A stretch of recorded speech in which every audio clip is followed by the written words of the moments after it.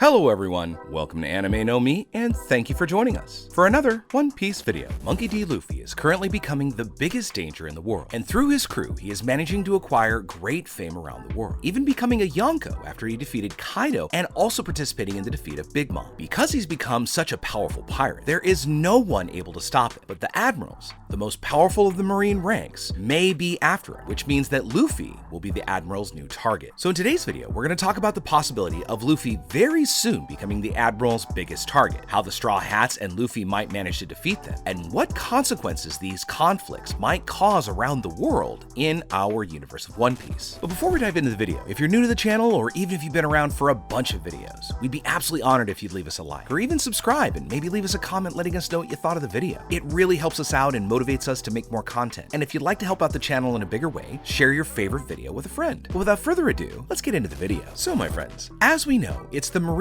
organization that's responsible for capturing and hunting down wanted pirates. However, it's the world government who's responsible for putting a value on these pirates and ordering them to be the priority for the Marines. So let's say the world government sees a pirate or an individual as dangerous. So they put a bounty equivalent to the danger level that that person presents, being analyzed by several factors so that a correct value can be given to this individual, such as the strength that this person personally has, the world influence that they possess, and any islands and cities that are their territories, among other factors that they would use in their calculations. After coming up with a bounty that they think corresponds to that person's deeds, the world government then creates posters and spreads them all over the world so that civilians and even bounty hunters have an opportunity to capture that enemy, making then the Marines' job much easier. Usually when a target has a large bounty, it means that they're very powerful, so not even most bounty hunters might be able to catch them and claim their bounty. And this leaves the Marines the only people to do the jobs. But obviously the Marines also have a limitation. Sure, the Marines are able to capture common pirates, but they've been having a much greater difficulty defeating and even capturing other powerful pirates, including those ex-warlords, and even the supernovas, and especially the Yonko, which of course are the most powerful pirates in existence. The strength of a Yonko is so great that they're able to cause a major conflict with their presence alone, and they're often able to defeat several enemies with just a few moves. A demonstration of this was when Whitebeard was able to defeat a bunch of Marines who stood in front of him at Marineford. So it is for this reason that there are the Admirals, the most powerful Marines who hold the highest rank within the whole Marine organization. And they're the ones responsible for dealing with matters in which the Marines just can't do. And one of these goals is to potentially face a Yonko if necessary. But not even an Admiral can really face a Yonko alone. And it's seen that in most of these Admirals, they have a certain fear of Yonkos. During the confrontation in Marineford, for example, Whitebeard was easily able to subdue the Admirals one at a time. But because of his advanced age and his illness, he wasn't able to defeat any of the three Admirals. However, one could easily see that Whitebeard had a total advantage in the confrontation, even in this weakened state.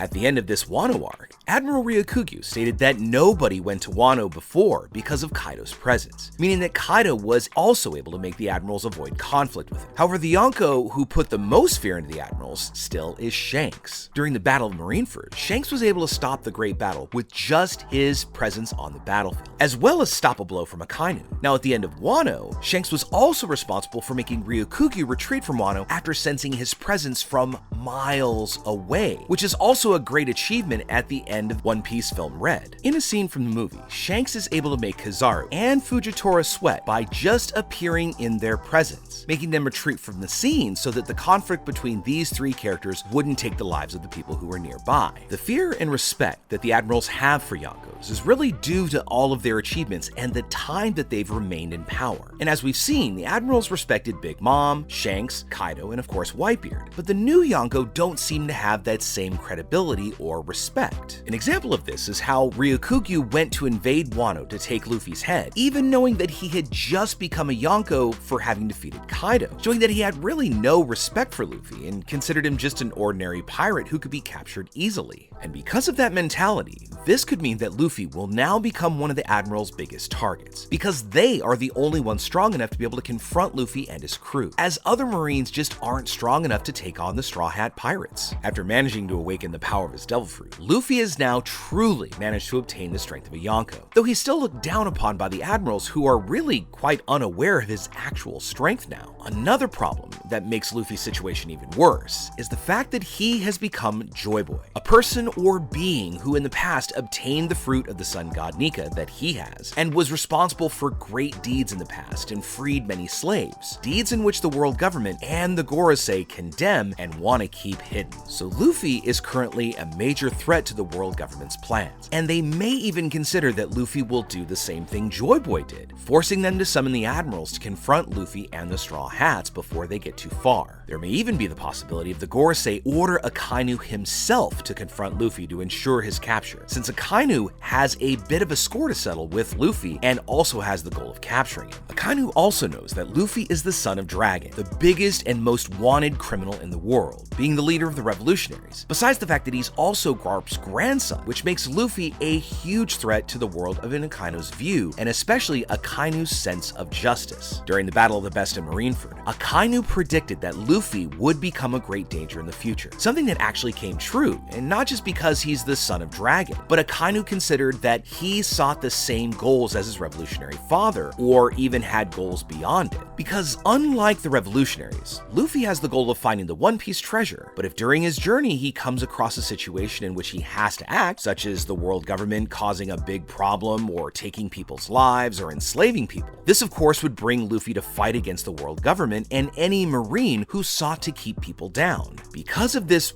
real clear and present danger that Luffy now presents, he may again become the target of the Marines, and especially the Admirals, as he is now one of the most powerful pirates in the world of One Piece. Luffy also now possesses one of the largest bounties in the world, and in addition to being a Yonko, contributing to him being a target for many Marines and even pirates looking to obtain Luffy's title and his bounty and his notoriety. And also, if you think about his crew members, if you put it all together, they have an insanely huge bounty, managing to even match their bounty with the famous pirates that Kaido had in his crew. After the Wano arc, Zoro and Sanji got similar bounties to King and Queen. They just didn't get a bigger bounty necessarily due to the fact that Kaido's crew was much more established in the world, and Zoro and Sanji, although known and have had significant bounties, maybe they just haven't been known as long. But because of the great length of time that Kaido possessed the title of Yonko, he was able to make the world fear him and fear his crew as well, which then made King and Queen all the more recognized by Marines and the world government. So as the Straw Hats sail and get more widely known as the crew of a Yonko, and of course do other things around the world, their rewards and bounties are going to be increased further over time. With the fall of the two Yonko, the bounty of Luffy's crew, Law, Kid, and Buggy have increased significantly, especially making Luffy and Buggy very recognizable Yonko around the world, though they still need to cement their fame as Yonko much in the same way that Big Mom and Kaido did, which means that for now they still might be considered just ordinary or at least maybe just above average pirates until they can truly demonstrate their great power to the Marines. But for that to be done, it's going to take Luffy and even Buggy confronting some admirals just as the ancient Yonko had to have done in the past. And although this idea may have been laughable in the past, this is now something that Luffy and the Straw Hats